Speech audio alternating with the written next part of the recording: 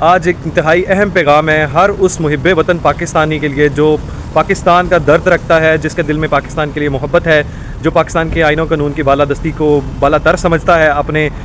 ضمیر کی آواز کو سنتا ہے۔ وہ ہر اس پاکستانی کے لیے جو چاہتا ہے کہ یہاں بد امنی کی بجائے امن قائم ہو، جہاں یہاں دہشت گردی کی بجائے جو ہے وہ خوش اسلوبی سے سارے معاملات طے پائیں، ایک امن کا گہوارہ بنے۔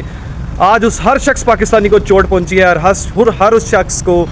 دل دکھا ہے جس نے اسد کیسر کا بیان سنا ہے، جس نے مشال یوسفزئی کو جو ہے وہ للکارتے ہوئے سنا ہے۔ مطلب ان لوگوں کی آپ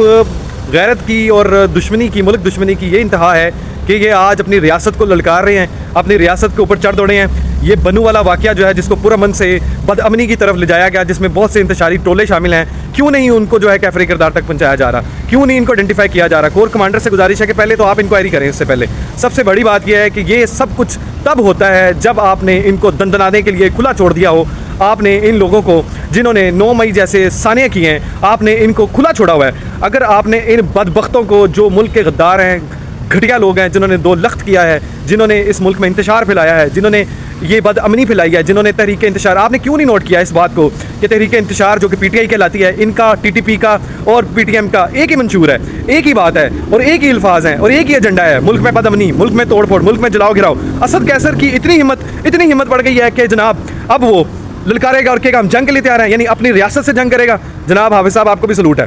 سلوٹ، کمال ہے یار آپ لوگوں پہ۔ مطلب آپ فوج جو ہے وہ میرا خیال ہے اب اتنی سو چکی ہے کہ ان کو یہ ہی نہیں یاد رہا کہ جناب آپ کی ناک کے نیچے جتنے جو سہولت کار تھے، جنہوں نے ان کو بنایا ہے، جنہوں نے ان کو لانچ کیا ہے، انہوں نے ان کو اتنی ان کی جو ہے وہ پٹے کھول دیے ہوئے ہیں کہ اب وہ آپ کو للکارتے نہیں ہیں، اب آپ کے اوپر جنگ کا پیغام دے چکے ہیں۔ آپ کو وہ کہہ چکے ہیں آپ آئیں گے تو ہم آپ سے 2 قدم آگے ہوں گے آپ کی اسٹریٹجی سے۔ تو آپ کا بلّہ ہی حافظ ہے، جیسے کنول شوذب نے کہا تھا نا انا للہ و انا الیہ راجعون، تو فوج صاحب کے لیے ایک ہی پیغام ہے کہ اگر آپ کا یہ حال رہا تو آپ کے لیے بھی انا للہ و انا الیہ راجعون۔ بلوچستان جیسے حالات آپ نے پہلے سے چیک کیے ہوئے ہیں کہ ملک میں کتنی تقسیم در تقسیم جو ہے وہ چیزیں ہو رہی ہیں۔ سندھ میں بھی آپ وہی حالات چاہ رہے ہیں، کے پی کے میں آپ کے سامنے ان کی حکومت ہے، سریعام دہشت گردی ہے، پورے ملک میں بدامنی پھیلا دی ہوئی ہے۔ اسد کیسر کہے گا کہ ہم جنگ کریں گے ریاست کے خلاف، اسد کیسر کہے گا کہ ہم آپ سے 2 قدم آگے ہیں، آپ ہمیں دھمکی لگائیں گے۔ دھمکی کیا؟ آپ کا منہ نہ توڑ دیا جاتا اگر آپ نے ان کو قانون کی راہ میں ڈالا ہوتا، اگر آپ نے قانون کا راستہ کھولا ہوتا، اگر آپ نے انصاف کا پلڑا بھاری رکھا ہوتا، اگر آپ نے ان ججز کو لگام دی ہوتی جنہوں نے ضمیر کی بجائے، آئین کی بجائے اپنی کرش کو، اپنی فیملیز کی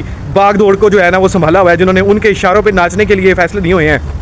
چاہے وہ آپ کے چھپے ہوئے اندر جرنیل ہوں، چاہے وہ آپ کے اندر چھپے ہوئے ججز ہوں، ہر وہ شخص جو اس ملک کا غدار ہے، جو ہر وہ شخص جس نے اس ملک کے ساتھ بددیانتی کی ہے، ملک میں آئین کو نافذ ہونے میں روکا ہے، اس کا سازش کا حصہ بنا ہے۔ آپ کو پتہ ہے آرٹیکل 6 کا حوالہ دیتا چلوں آپ کو، صرف یہ نہیں ہے کہ جس نے آئین توڑا ہے یا جس نے ملک کو 2 لخت کرنے کی اور سوورینٹی کو چیلنج کیا ہے، بلکہ ہر وہ شخص جو اس کی پداش میں، جو اس کا سہولت کار بنتا ہے، جو اس کو سبورٹ کرتا ہے، سسپینڈ کرتا ہے یا اس کام میں حصہ لیتا ہے یا کنٹریبیوٹ کرتا ہے، ہر اس شخص پہ آرٹیکل 6 لگتا ہے۔ تو آج مشال یوسفزئی جو ہے وہ ہمیں ان کو کہے گی کہ اب آئی ایس آئی کے ٹکڑوں پہ پلنے والے، اور یہ وہ صحافی، میں آپ کو کچھ نامور صحافیوں کے نام لے دیتا ہوں جو خود ضمیر فروش نہیں ہے، صرف عورتیں سپلائی کرنے والے لوگ اب ہمیں قانون سکھائیں گے۔ یہ لوگ وہی ہیں جو پیڈ اداکار ہیں، ڈیجیٹل ٹیررسٹ ہیں۔ آپ نے حافظ صاحب ڈیجیٹل ٹیررسٹ کا نام تو دے دیا لیکن ان کو لگام نہ ڈالی، تبھی ان کی اتنی آنکھیں کھلی ہوئی ہیں کہ آپ کو ہی للکار رہے ہیں، اور آپ نہیں ہیں، آپ کا کردار صرف آپ اکیلے نہیں ہے، پاکستان فوج ہے اور ہم پاکستان فوج کے ساتھ تھے، ہیں اور رہیں گے۔ لیکن اس کے لیے آپ کو میدان میں آنا پڑے گا۔ جو بھی آج تک ہوتا رہے، چاہے اس میں کردار بیوروکریسی کا ہو، چاہے اس میں کردار ججز کا ہو، چاہے اس میں کردار آپ کے جرنیلوں کا ہو،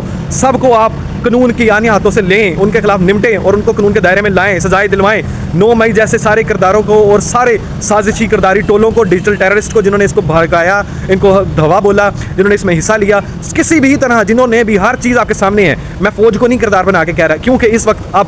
پانی جو ہے وہ سر سے اوپر جا چکا ہے، ابھی بھی ہوش کے ناخن لیں۔ ہر وہ شخص گھٹیا، یہ نیازی کو جو چپیڑے ماری ہیں، ٹھیک کیا ہے، بہت ٹھیک کیا ہے۔ مطلب آپ اتنے گھٹیا ہیں، آپ اتنے بددیانت ہیں، امانت جو میں خیانت کرنے والے لوگ ہیں کہ آپ کے ہاتھ کسی کی چیز چڑھ دے نا تو آپ وہ لے بھاگتے ہیں، تو پھر آپ کو بھاگتے ہوئے چپیڑے پڑی ہیں نا تو اب آپ کو سکون رہے گا۔ یہ جو پنکی صاحبہ ہیں ان کو بھی یہی حال ہے، جو بچوں کی بلاد وہ جو ہے وہ جو ہے بلی دیتی ہیں، جادو ٹونے کرتے ہیں، جس طرح حکومت میں آنا چاہتے ہیں۔ لعنت ہے ایسی حکومت پہ جس پہ یہ خود کہتا ہوتا تھا میں وزیر اعظم کٹ پتلی ہوتا میں ایسی حکومت نہیں لوں گا۔ تو آج یہی کردار جن کو آپ نے لانچ کیا ہوا ہے، آج بھی غلطیوں کو سدھاریں اور آج بھی ان لوگوں کو جو ہے وہ کٹہرے میں لے کے آئیں، یہ نہ ہو کہ بہت دیر ہو چکی ہو۔ Thank you.